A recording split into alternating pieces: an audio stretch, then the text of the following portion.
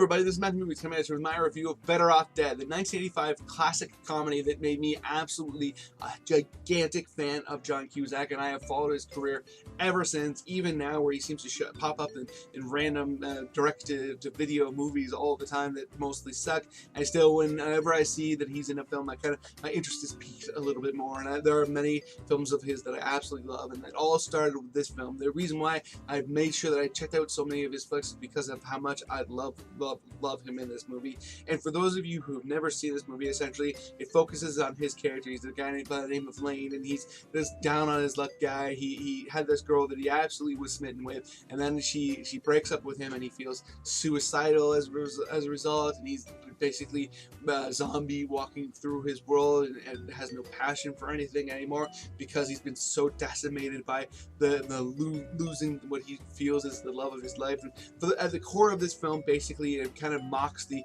overly dramatic feelings of teens about their world and how everything is life and death, and how, you know, your parents aren't only just, you know, out of touch, but they're just incredibly weird, and everybody else around you are freaks and weirdos, and in this case, instead of it just being, you know, a feeling that a teen has because they're a teen and they're angsty, and it is actually real. Like the two parents in this film are absolute weirdos, especially the mother. She makes these weird concoctions for dinner and lunch, and she also with Christmas creates these really odd costumes that she wants her and her husband to wear, and she just is a very strange person, and the father is very put upon and uninterested in the family around him to a large degree, unless it affects him, and he's great, and he also has a brother in this film who is just a mad genius. He's this kind of mad scientist. You see him where he buys this build your own spaceship set, and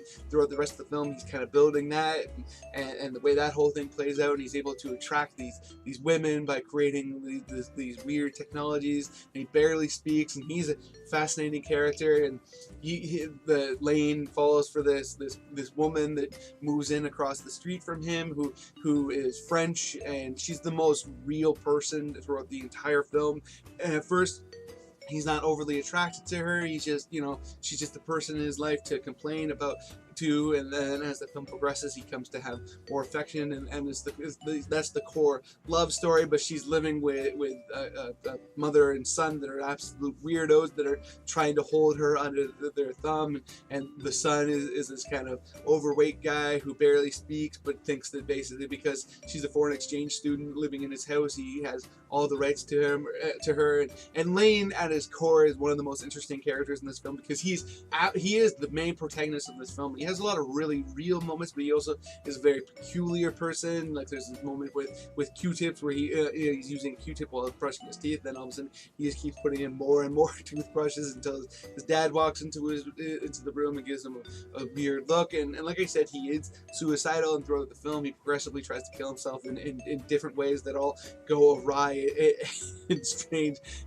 fashions that are entertaining. And don't get me wrong, obviously the suicide generally isn't that funny of a concept, but in this it totally works. And he has a best friend who's played by the guy who played Booger from the Revenge of the Nerds movies, and he's so over the top and very, very entertaining, very memorable. He there's this moment that I'll never forget. And I saw this movie for the first time as a kid, and it always made me laugh. And sometimes even to this day, when it snows, I think of it, where he's just very kind of comes off like he's drug addled, but at the same time throughout the entire film you see him taking his drugs, and they're just everyday things that actually wouldn't have any effect on you. And there's this moment where he starts saying that the snow is his drug, and he's looking around, and large portion of this movie takes place on through skiing, and Lane is up on a mountain, and he's like, look at all this snow, do you know how much all this is worth? And he's snorting it, and it's hilarious. And at the same time, when Lane is trying to get his nerve up to go skiing on this mountain, it's supposed to be very dangerous. He's basically Mickey from Rocky trying to work him up,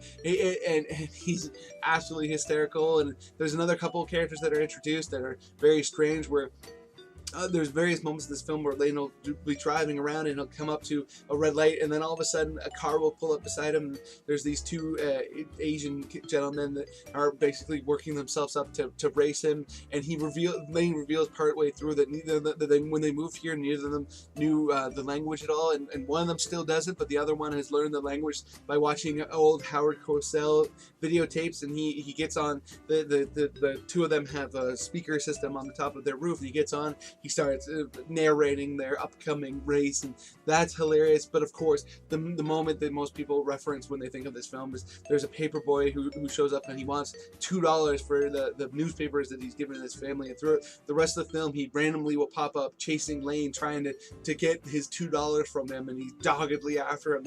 It's absolutely hysterical. I mean, it shows up in these very, very important character moments and story moments, and it's absolutely hysterical. And this movie is so over the top but entertaining. I mean, there's Lane goes and he starts working for a fast food restaurant, flipping hamburgers, and there's this moment where he fantasizes this whole claymation music video where the hamburger comes to life and is playing rock and roll music, playing Van Halen, I believe it is. And it's absolutely hysterical. I mean, this movie is the perfect word to me to describe it is madcap, but it also is very affecting and hilarious. And I mean, it's just, if you have not seen it and you have a sense of humor and you are able to put up with over-the-top stuff, you absolutely need to. It is a must-see viewing to me. I absolutely love it. So let me know in the comment section below if you've seen it, what you think of it, if you think it's hilarious, if you think it's ridiculous, if you haven't seen it, whatever. Other than that, please hit that like button, hit that share button. It'll make it much more likely that other people come